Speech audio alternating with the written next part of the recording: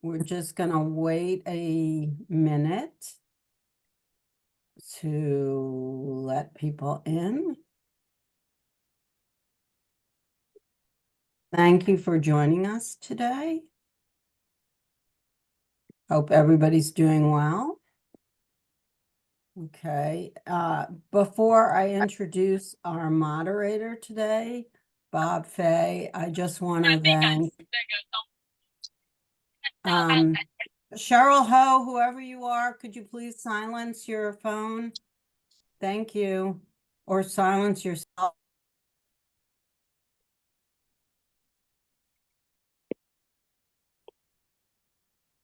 Susan, you're muted. Muted everybody. Got it. Okay. Hi. Okay, we're going to begin. So today's webinar is brought to you by our partners at GW, at CG, and at the Trustworthy AI Institute for Law and Society. And so today's webinar is going to be moderated by Bob Fay. And Bob Fay is a senior fellow and the former director of digital economy at the Canadian think tank Center for International Governance Innovation. Bob, take it away. Great. Thank you, Susan. And good morning, good afternoon, good evening, wherever you are from today. It's my pleasure to co-host this seminar, this webinar. And I think Susan said this is number 51. Is that right? Yes, that is true. That is very impressive. So thank you very much, Susan, because every single one of them has been well worth listening to. Okay, so today I have the pleasure of having a discussion with Professor Kean Birch, who is the director of the Institute for Technoscience and Society and the Ontario Research Chair in Science Policy, and a professor in the Department of Science, Technology and Society and the graduate program in Science and Technology here in Canada at York University. So if I may say so, Professor Birch is also a world-renowned expert on the topic of assetization. And his recent work is focused on personal data, big tech, and other digital technologies. So he's the perfect person to discuss today's topic, essentially, how do we value data as an asset? I would say about Kean, not only does he have an impressive list of academic publications, he publishes blogs and op-eds that are geared towards a wider audience. And he recently gave a lecture called The Rise of Tech Oligarchy that I would recommend. You can find it on YouTube. So let's now turn to the topic at hand, and that's valuing data, which is an area where I've spent some time at CG. So in November 2023, I organized a conference with the International Association for Research in Income and Wealth, and you can find a summary of that conference on the CG website. And I also edited a publication called The Role of Governance in Unleashing the Value of Data, and it's also on the CG website. And Kean participated in both of those. They give you a flavor of why we're really interested in this topic. So, good morning, Kean. Good morning, Bob. Thank you very much for the wonderful introduction. So, yeah. I guess you noticed that the King, Queen of England, and I guess Canada's King and Queen are here in Ottawa today on a beautiful day. Okay, so why don't we begin with, probably the most basic question. Why would we want to value data as an asset? It's a topic that seems pretty obvious, yet I've found is probably not as obvious as one might think. So why don't we start there, Kean? Sure. Yeah, thanks for the question, Bob. So I think largely it's about how do we understand what data is in today's economy. So, and by data, we mean digital data, obviously. And I think that there's some interesting and sort of quite significant changes that have happened as a consequence of the digitalization of data and its collection or production, really. So I like to think of data as being I guess, generated by the kind of socio-technical infrastructures and architectures that that we've introduced, in a sort of societal level over the last few years. So there's a range of different kinds of digital data, user-generated data, for example, activity-based data, social data, locational, demographic, all sorts of different kinds of data that we both hand over willingly, but also that get collected about us unknowingly. And I think of this as a kind of digital massification of data generation. So on the one hand, we have new kinds of technical objectives and structures of collections. So we can think of, patterns of online attention, for example, and new kinds of logics of use, so inferential predictions. And data then, has become increasingly important as a resource, and it's been defined in many cases as the kind of resource of the 21st century. And some people have even suggested, it's the new oil. And I think this is obviously, well, maybe not obviously, but I think this is not correct, but this is one of the kind of metaphors that gets used. But it is a resource nevertheless, and it's used in a range of different things, from online advertising, profiling, targeting people, segmenting them and so on, optimizing different kinds of systems, whether that's logistics, retail systems, so on, managing and controlling, different things like policing, or just, going out and doing exercise, with Fitbits and things. It's also about, modeling probabilities. How do we, making inferences, predictions about things like our behaviors, our economic behaviors, choices, pricing preferences, all that sort of stuff. Basic things like building new products and services, smart technologies, educational technologies, health technologies, or just, simply extending the lifespan of existing infrastructures, buildings or equipment and such like. And increasingly, it's framed as this input, this vital input into the, the next kind of expected technological revolution of artificial intelligence. So the key kind of input resource for generative AI, for example. And this is something I think that's being picked up, and you'll have to, Bob, you'll have to warn me if I'm taking too long on things. Yeah, well, actually, just so for our listeners, we'll have about half an hour discussion with Kean, and then we will go to a Q&A. So please, I saw Michael just put something out. Please submit your questions to the Q&A, and we'll get to them. Okay. So it's all got, it's this resource, and I think this has been understood for a long time by a range of different people, different social actors, we might call them. So policymakers, politicians, businesses, social advocacy groups, and so on. This framing of data as this resource. I mean, I go back and I remember reading back in the early 2000s, the World Economic Forum, for example, 2011, they came out with a report on personal data as as a new asset class. Businesses and consultants have since then have been talking about data as this asset. There's some good examples out there. There's a consultant called Douglas Laney, who wrote a book called Infonomics. In business world. So that's a well-known one. And there's growing interest in national, supranational, international policymakers about data and thinking of it as this asset, whether that's in relation to industrial sectors, or policy concerns around things like competition, for example, and the importance of understanding data's role in those sorts of policy issues. China, interestingly, introduced a policy, I think early last year, to allow companies to record data on their balance sheets, which is a new phenomenon, since data is not currently, doesn't currently count as an asset on balance sheets.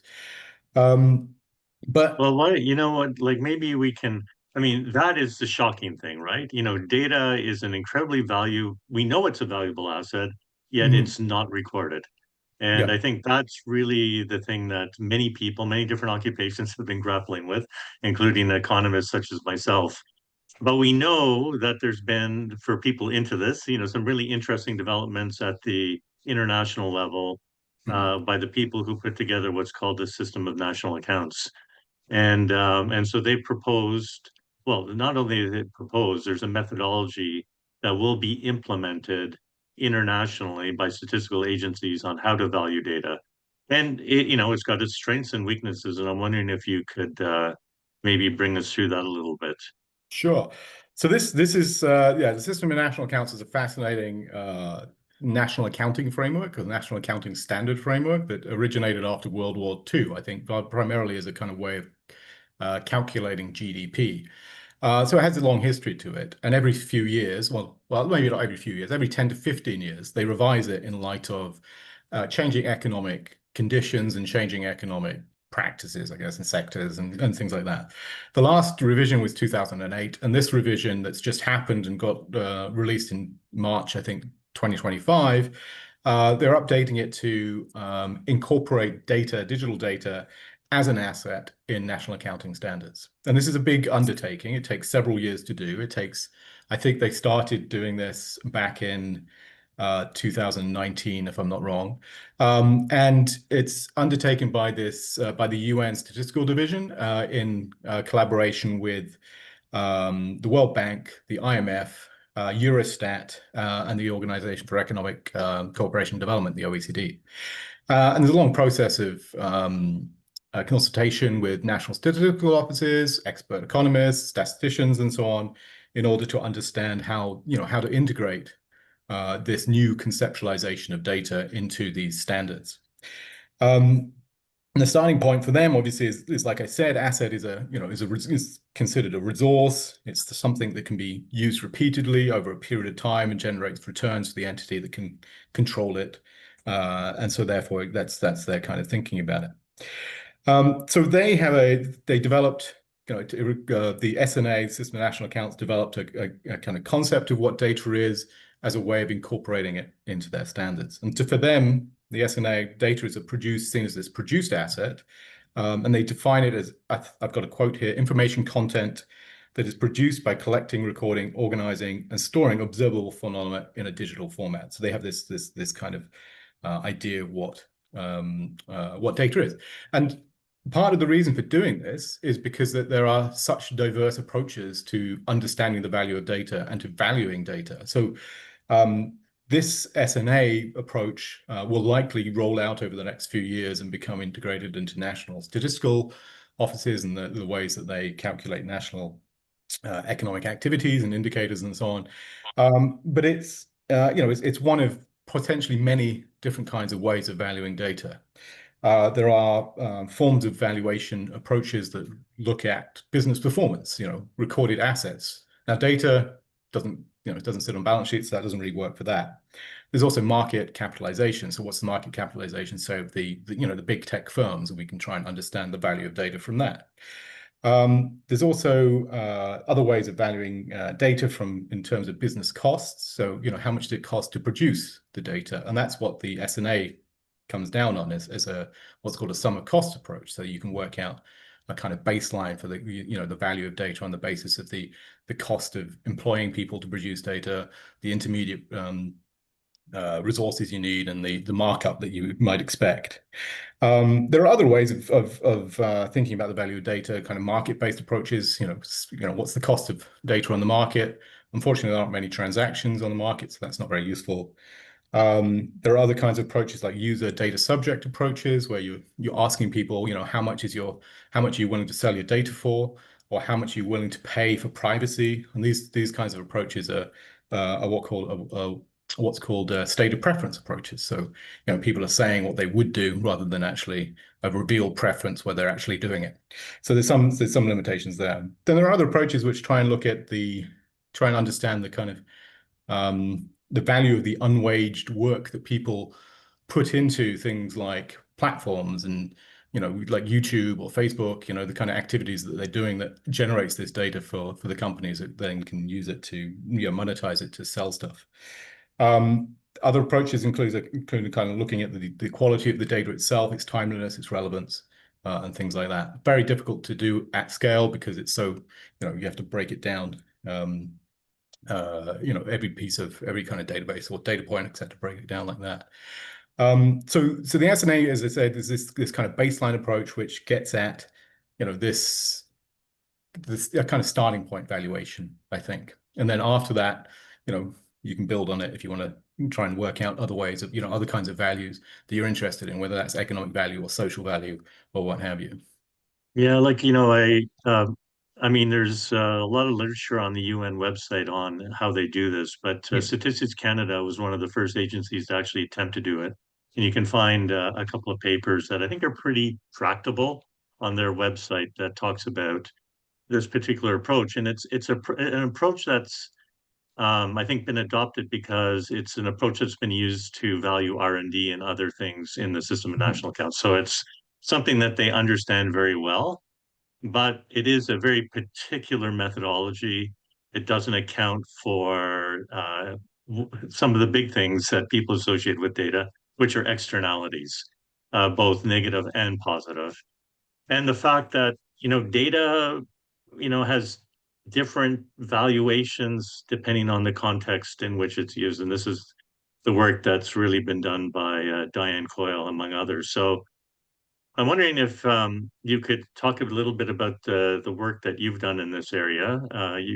It's some of it's in the CG publication I'd mentioned, but you have some very interesting ideas on how one might organize data and then extract or build wealth around it, if I can put it that way. So Yeah. can we maybe move into that, Kean?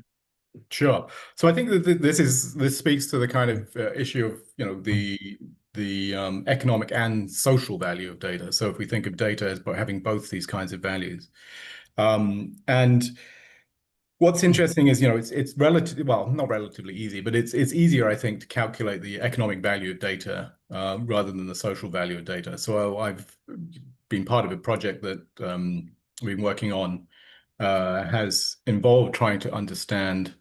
So I've got to confirm your speaking language thing pop up. I don't know what that's for.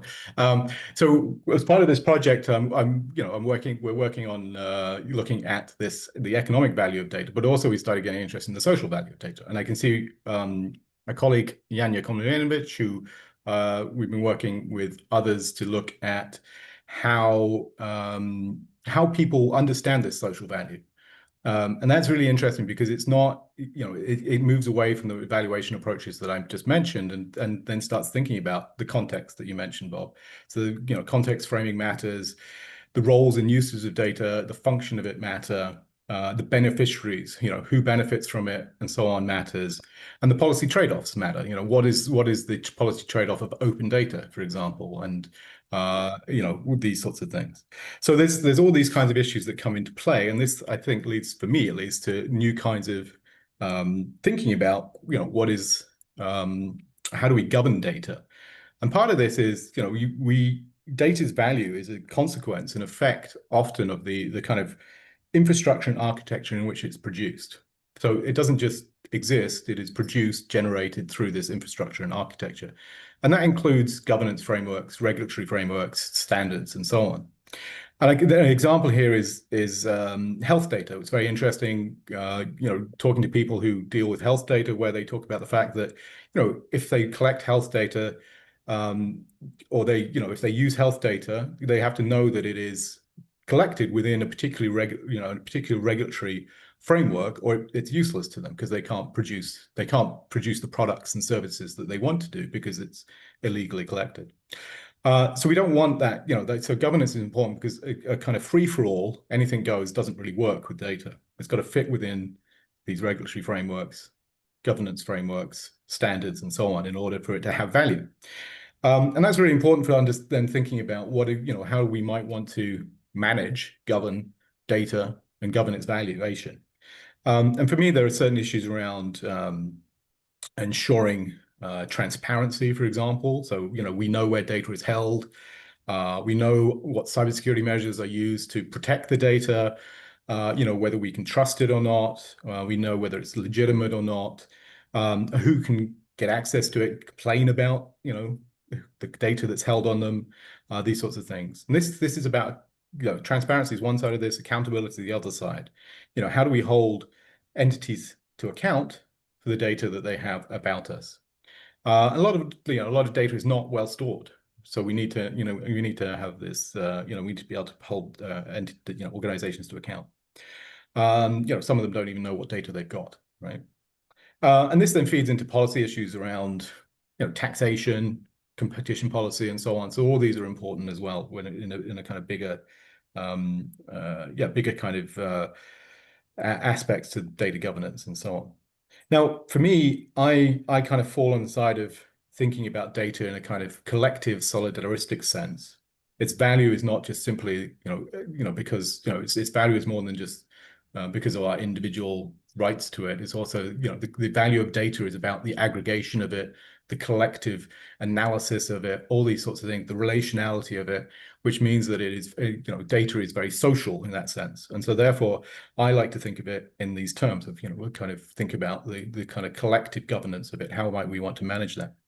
And there are different solutions here that we could, governance solutions that we could, undertake. There are various kinds of experiments in, data trusts, data commons, data cooperatives, data sharing pools, and so on. Kind of attempts to do a kind of collective governance and management of data on the behalf of data subjects.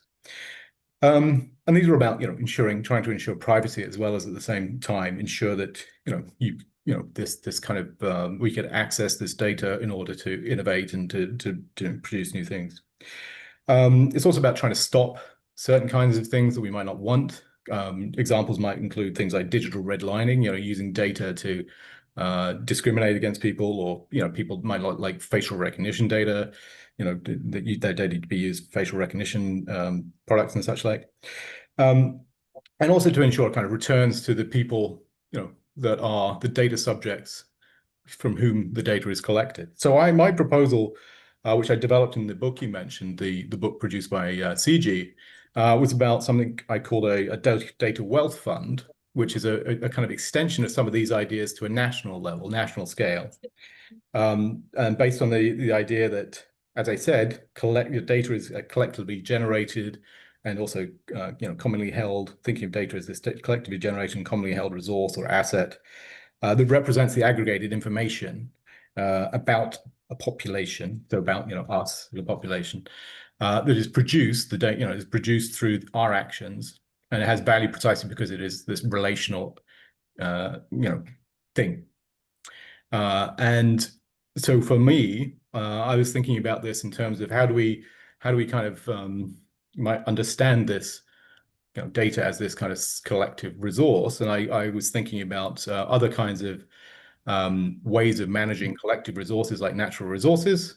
And I started thinking about oil funds like the Norwegian oil fund and the benefits of that provides to Norway. And so I was thinking, well, why not a data wealth fund? And that got me thinking about how might we do it, what the principles might be, what the practical steps might be. I was thinking principle-wise, we want to protect privacy. We want some forms of data protection obviously integrated. We want to encourage sharing of data to support digital innovation across all sectors. We want to ensure that residents benefit from that sharing and use. So that might be the taxes, fees, ownership shares. That's what happens with the oil wealth fund, for example. And we want to hold the users of that data to account. We want some ways of controlling what that data gets used for. Practically, I think that there's two sides of this. One is the data wealth fund becomes a kind of data steward for the publicly produced data that the country has, sort of central access point for that data. But when it comes to private organizations, there'd be need for sort of legislation to ensure that those organizations have a requirement to deposit data that they collect from us as population. That's not internal data in terms of their internal organizational data, so employee industrial data and things like that, but data they collect from us otherwise. So that was my kind of thinking on it, to try and through this understanding of data as this kind of collective resource. Yeah. Yeah, it's interesting. I worked with a colleague, Michel Girard, on a paper, and statistical agencies have the ability to ask private firms and individuals for data.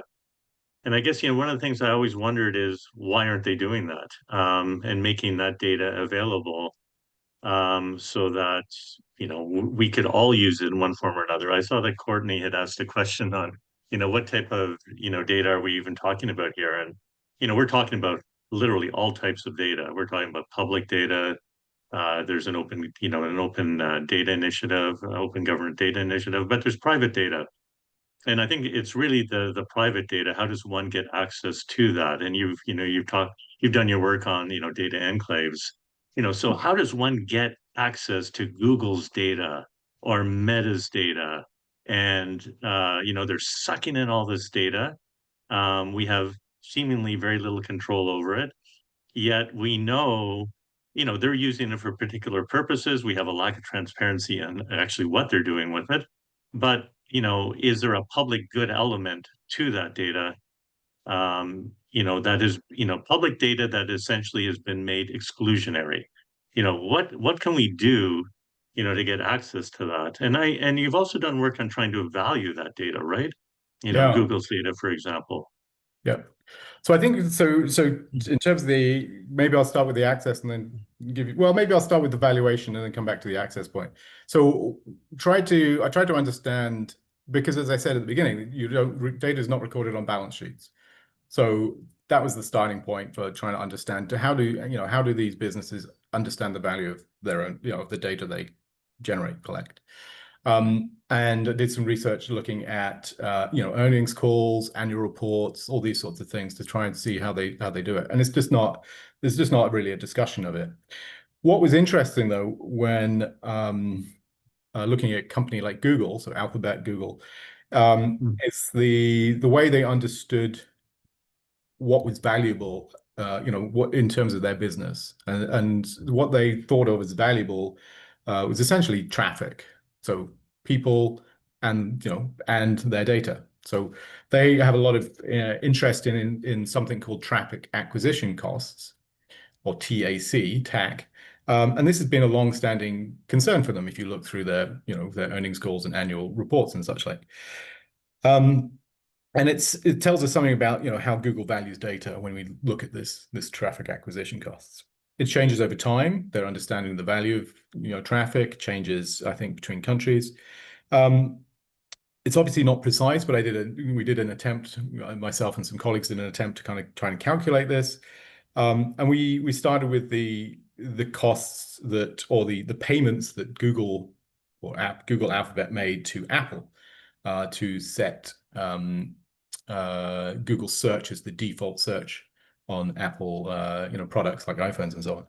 And we did a calculation. It's not particularly precise, but it was a way of getting at some of these kinds of issues, a calculation of the payments that they made, Google made to Apple over time, and divided by the number of active iPhone users. So as I said, not super precise. But in 2014, this came out as the value was about $2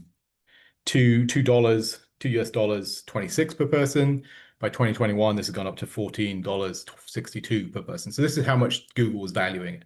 Now, if we then think about what Google calls their TAC rate, their traffic acquisition cost rate, which is what they're paying essentially to generate revenues, they talk about that being around about 22%. So we can extrapolate from that to work out what the actual value of that data is to Google.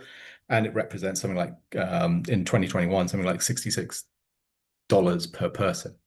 So I did this. We can get an idea of the value of their monopoly structure, essentially. Yeah. But if you extrapolate it to the population level and you think about somewhere like Canada, which I also did, then you can it starts representing a significant number. So my calculation was that if you the basic kind of value for the Canadian data is about 3.4 billion. And then actually, if you think about data as an asset, you need to add a multiplier to that. It's not just simply the value there. Yeah. And that multiplier, like a kind of, I was talking to a tech investor who said that a reasonable multiplier might be an 8-fold multiplier for a digital technology business. So I did that calculation. It comes out at something like $27 billion a year that those data assets that Alphabet Google are collecting, from or generating from the Canadian population. That's one company, one population, enormous amount of money or valuable resources and assets that they're taking from, or gaining from, extracting, whatever your terminology is, from that one population. Getting access to that, I think that's where my notion of this requirement to deposit comes in the sense that any company, any entity or whatever that has a, contractual terms and conditions, privacy agreement, whatever, that requires you to hand over your data, then, you legislate to require them to deposit that data in the data wealth fund. And that's one way I thought of doing it. Yeah. or I would say deposit it at our statistical agency, but maybe they don't want that responsibility. Okay, Yeah. well, listen, we're half an hour in, so I think Kean has certainly given everyone a lot of food for thought. I do see some questions have been coming in, and I'm going to pass the floor back to Susan.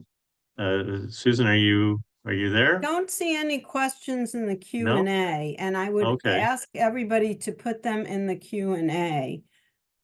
But since there are none quite yet, I guess, Kean, I have to say I'm a little bit confused. It seems to me the thing that should come first is governments must require some form of transparency in the use of data by entities. So to me, that is one easy way to do it is through corporate governance rules. Mhm. But obviously that then only covers, first of all, companies that are publicly traded, which is not all companies, right? But the other thing is, I would love for you to address this from a historical perspective, because Google started collecting data, through in let's say the late 1990s. I think it was, I forgot what year Google was formed, but there's Citibank and credit agencies and department stores that have been collecting all sorts of data about people, and the question is, and that data is going to be mixed with other sets of data, maybe not the 1930s data, but let's say the 1980s data. If you want to compile some sort of history of cancer clusters or whatever purpose, and related to income. So I guess what I see missing is this is not sufficiently comprehensive in terms of the context of data use and misuse. So my question to you is, sorry for the long-winded, what should come first? In my mind, it can't be the data wealth fund. Yeah, well, chicken and egg situation. Yeah. So this is where, talking about transparency and accountability, I think is important. So the interesting thing about the S&A change is that this is likely to increase, the attention and the visibility around data. And so, what I was trying to do with that the article I wrote about Google and the implications of Google's data collection for when thinking about I guess trade and so on, or investment and trade, international investment and trade, is to highlight some of these kinds of issues. The more we know, the more we can do about it. So you are right that transparency, I think, is really important, and I think that this is something that, as far as I understand, having part of the project I'm doing, we're talking to a range of different people, not just policymakers, but also trying to talk to business, accounting, folk, and this is something that is a concern.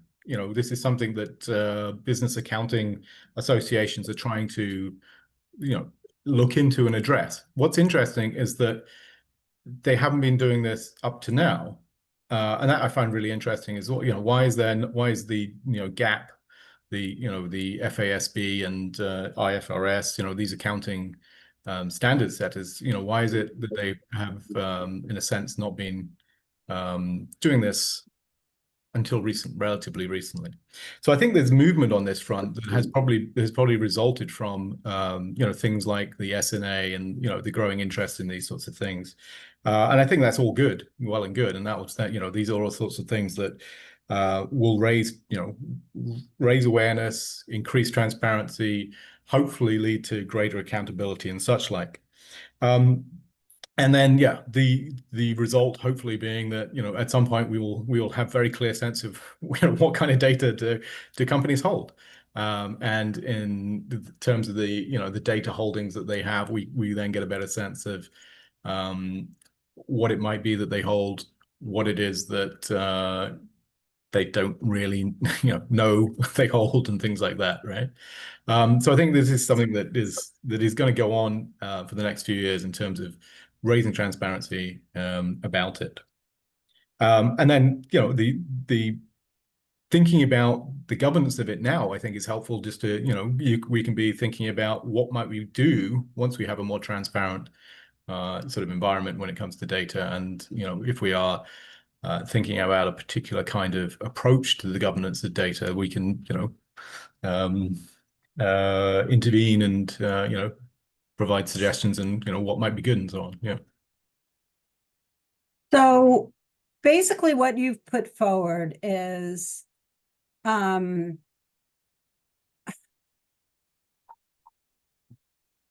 that this is something that is a common good or could be a common good, but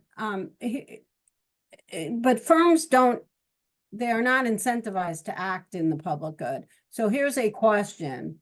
So in the United States, we've had an entity that is not legal called Doge. It has not been authorized by Congress. I don't even know how it has any authority, but it has plundered various agencies' data, and somehow that might be going to X. We don't know. So this question is, in a sense, the personal data has been plundered, and now we have public data that is based on citizens' data, on business opportunities, somehow going to one private company. What do we do about that? Because to me, that's the issue of control of data. Yeah, so that question is I think that question is obviously very specific to the USA right now, and that's a kind of almost unique situation in the US. It's difficult to really get a grasp on the implications of Doge until we have a better sense of what happened and what is it that they took. I think another example would be a kind of perhaps a similar kind of set of issues around artificial intelligence, generative AI, and the use of data for AI models. And we had recently the I think ex-head of global policy at Meta, so Nick Clegg, who, if you're British, you know him well as the ex-leader of the Liberal Democratic Party. So he came out and effectively said, if you want innovation in AI, you just have to let AI companies take the data effectively. Artists and so on cannot complain about it, and we cannot reimburse artists on the basis of individual negotiations with artists for their data. And we can see this already in action. So we can see already that Meta, I think, was there's a case. There's a court case currently in the US, I think, around Meta and its llama models, and some of the findings in that court case are very interesting because there's lots of internal documents about their use of I think it's called libgen, which is a copyrighted like a pirate website for copyrighted material, and they have some of the conversations that Meta employees had about this are very interesting in terms of how they understood the legality of that, taking that material to use it to train AI models. And you can look up your own your own publications on there. I did that. I have 71 publications in libgen that help train AI and so on. So these are big, sort of bigger questions. That I think are gonna have to be engaged with out of this kind of international, some form of international level, that we can discuss the use of this data for innovation purposes in a way that that we don't just hand it over. And so this is where the kind of understanding data is collectively generated and produced and so on for me is quite important, because otherwise you get to a situation in which it is a free-for-all. You can take whatever data you want, if you've got the right tools to do it. I was thinking earlier about this and trying to think of an analogy, a non-digital analogy. And I was thinking maybe it's like if if someone has a chainsaw and we just let them go into forests and cut wood down and take the wood away, and it's just the only reason we're letting them do that is because they have a chainsaw. It's kind of similar to that. You know, we're letting people just go and take something that actually we might want to protect and might want to look after and might want everyone to benefit from. And I think there is we can see some leadership at the international level, and there's not just the SNA, the System of National Accounts. There's also a lot of interest in understanding data, amongst the UN, kind of agencies. And so there's a lot of discussion, with the UN Chief Executive Board around how do we treat data, as this common good, and how do we then create a set of international compacts or what have you that provide a governance framework that that can have an influence internationally amongst amongst countries and so on. I think that there's probably there is also a more grounds up approach to this, in which communities, especially indigenous communities, are working towards trying to create governance entities that manage indigenous knowledge and data, because of the consequences in the past. And so there are efforts grounds up, these kinds of approaches to do that. So I think that there's coming at it from both angles. I think Doge is a particularly worrying thing that happened, and I think that maybe when the politics swings in the US, there will be consequences for Musk, Doge, and so on. You hope to see that, at least, that there would be, you would see a series of court cases that would be brought to get them to delete any data and to face consequences for it. We have a question about the relationship between data localization, which many countries feel they need to do to protect data, and your vision of data as a public good. Is there a road forward? Because if you're going to shelter data, in a sense, it's not going to be used, or only by domestic entities. Well, I don't think the idea of a data wealth fund is not necessarily that it can only be used by national organizations. I think that it depends on your how you want to govern that data. So you may have principles of priority for national entities or national organizations, but you could it doesn't stop you having enabling international organizations, multinationals in particular, I can think of, obviously, but there also might be international policymakers who might want access to data about certain things. It just means that you have control as a country over the data. So you're positing this in a sense as an alternative to data localization.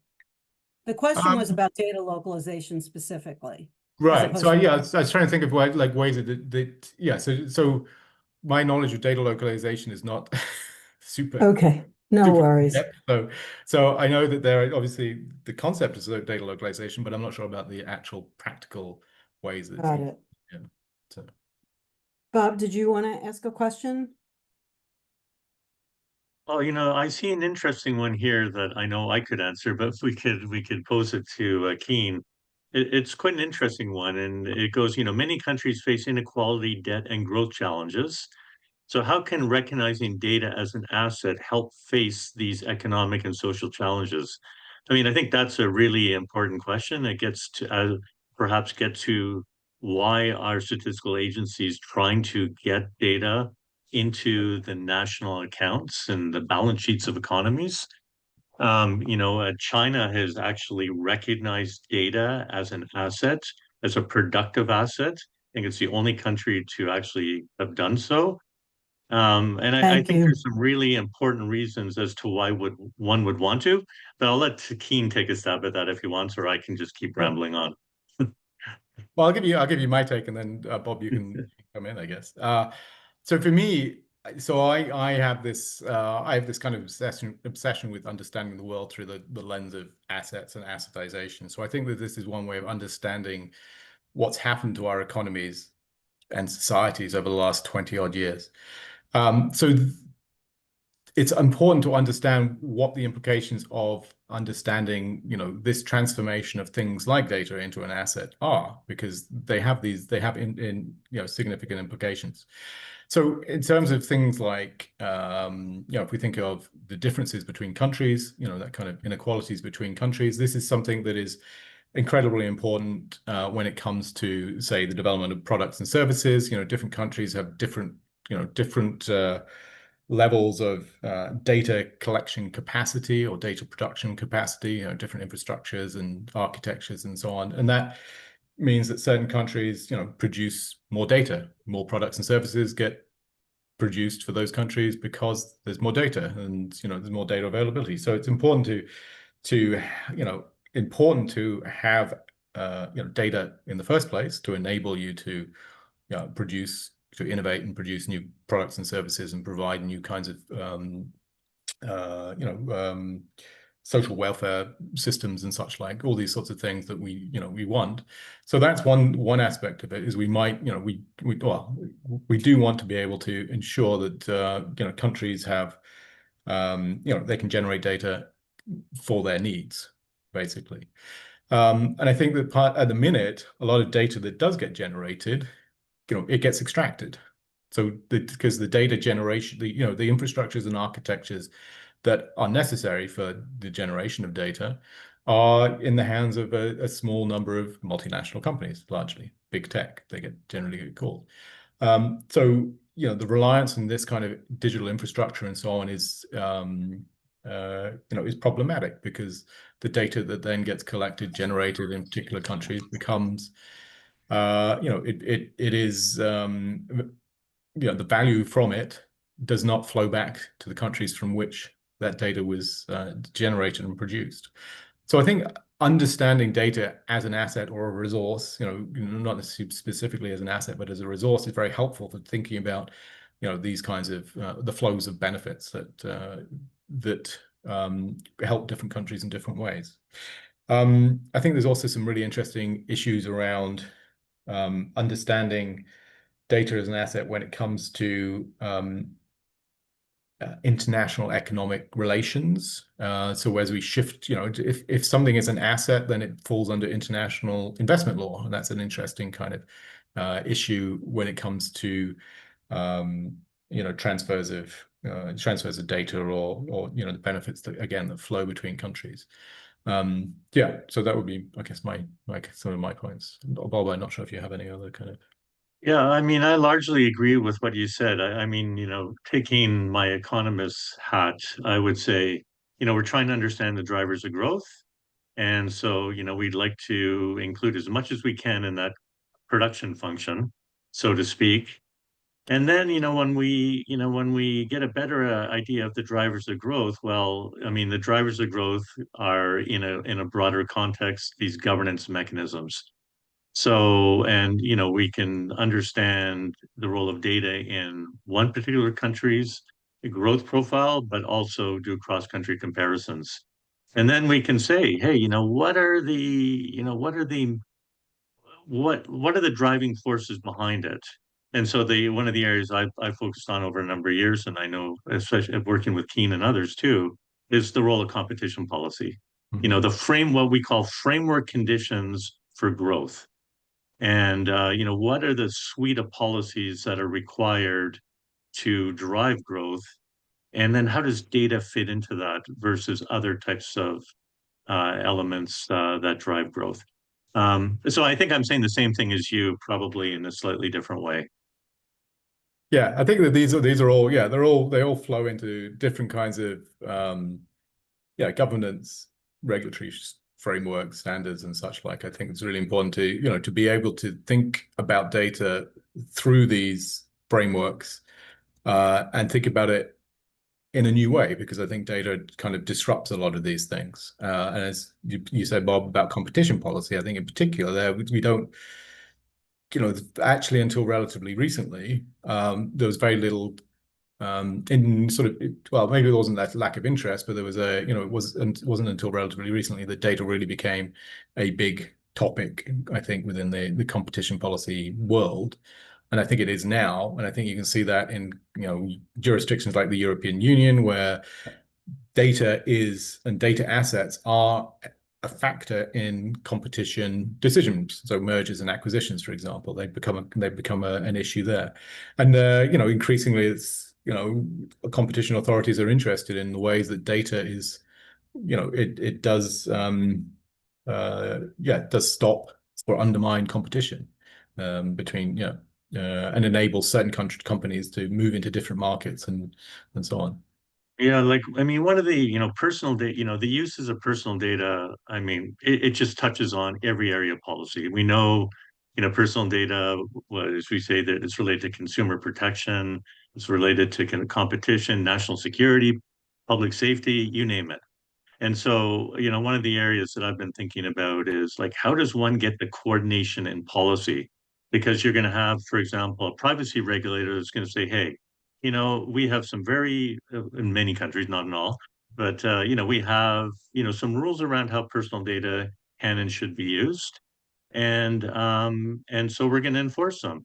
Yet a competition authority may look at the same have the same data from a different perspective, and how does one get the coordination so that you meet different societal needs? I mean, there's structures that are being put in place to help work through, but it's very complicated.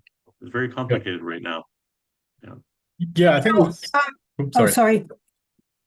You go ahead, Okay. please. I think yeah, like you're saying, Bob, that it's complicated, and I think that it cuts across so many policy areas. And I think that but I still think there are there are examples that we can look at and turn to and use in thinking through these problems. And there are definitely jurisdictions that are, a couple of steps ahead of other jurisdictions. And I can think of the European Union with a suite of policies they've introduced. And I think that, we'll see how they play out over the coming years. So things like the Digital Markets Act, Digital Services Act, Data Governance Act, I think. And so there's, a whole range of them that are interesting, not simply because they are, because of their content, but also because of the fact that they got through a policy process that is often, can often be slow and contested. And so the fact that they get through is also interesting, because I think that there is a desire to do something.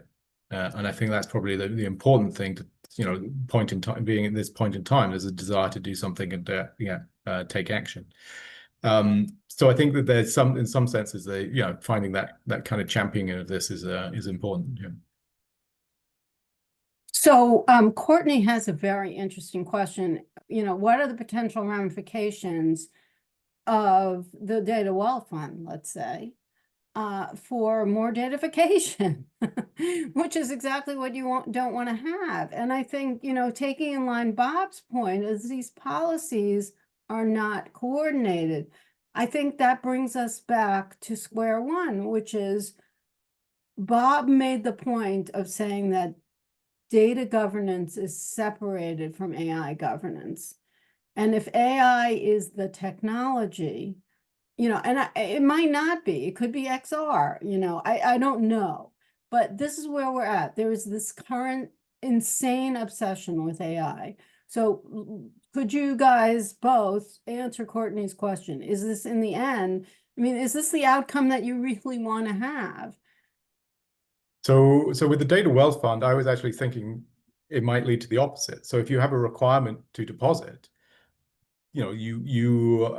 organizations have an incentive to collect less data, because of if you have a requirement, then it's a hassle to collect that data and deposit it. So I was thinking that there's a good chance that it would lead to a decline in the amount of data that people collect, because it's not just currently, if we read the terms and conditions, privacy policies, or whatever of whichever platform or ecosystem we're using, essentially, it's as I keep saying, it's like free for all. It's just whatever, right?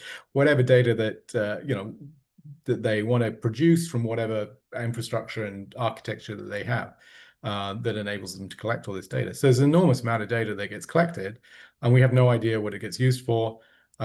So making it making it more of a hassle to collect that data, I think would potentially reduce the amount that gets collected. That would be, one thing that I would hope. I'm lost. I'm really going to be hard on you now, which is totally unfair. But you began by saying what we really want to do is encourage the public good nature of data, which is in tension with, protecting personal data, the other spillovers. And in the end, I don't see how the Data Wealth Fund reduces datafication, per Courtney's question.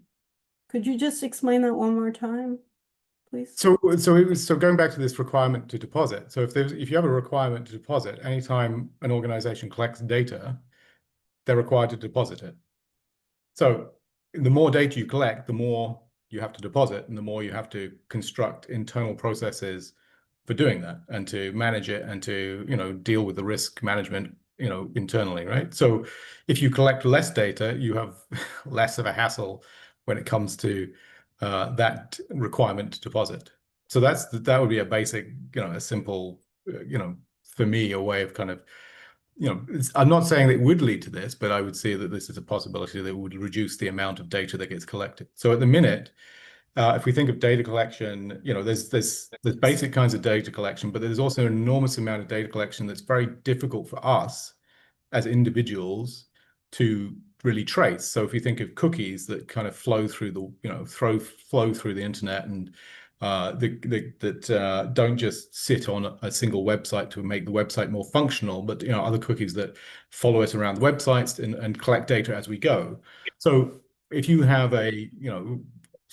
my way of thinking, at least, if you have a requirement deposit, the cookie controller has to make sure that they can, collect that data, deposit it, and maybe they will think again about, sending that cookie around the internet, collecting as much data as possible.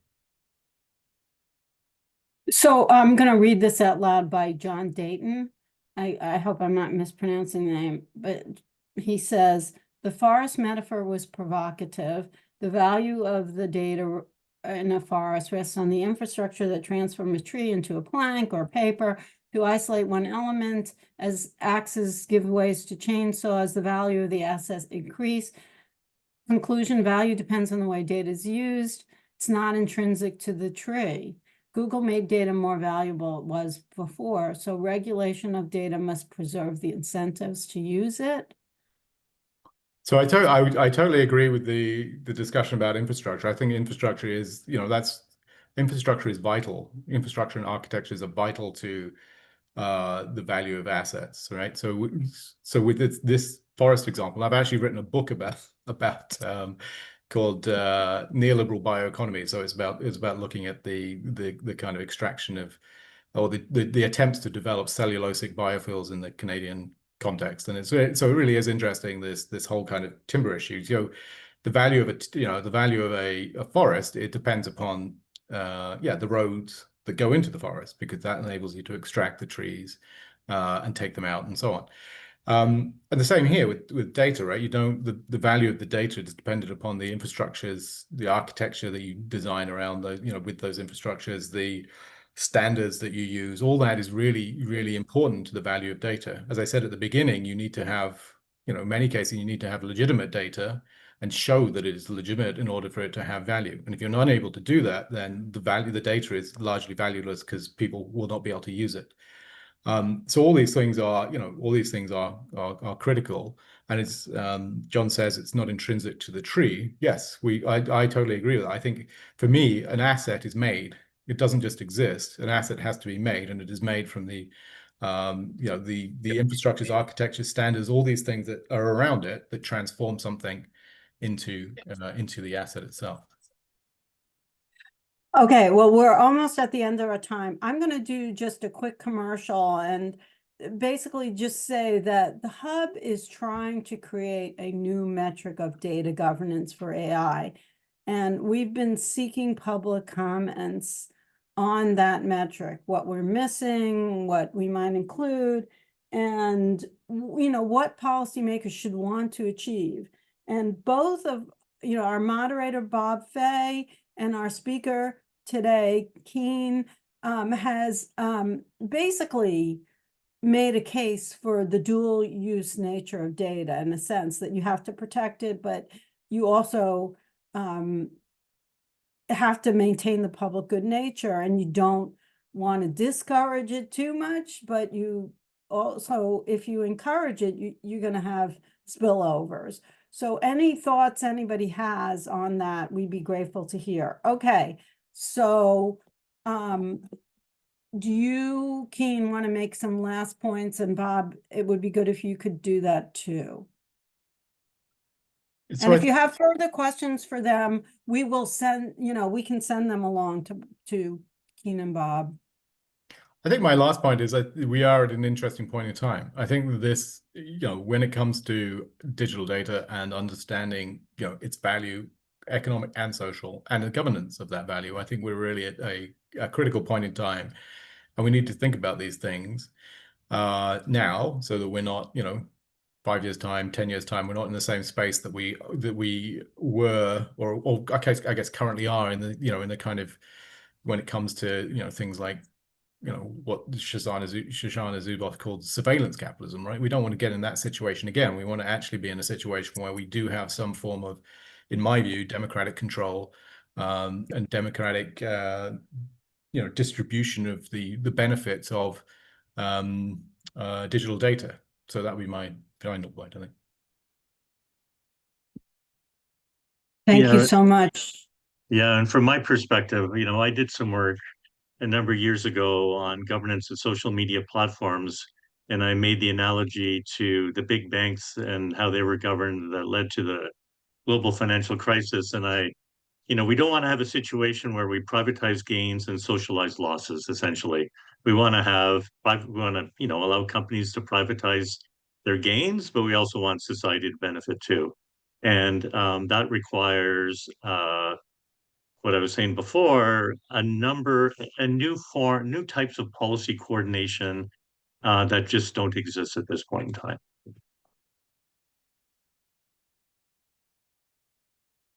Thank you so much.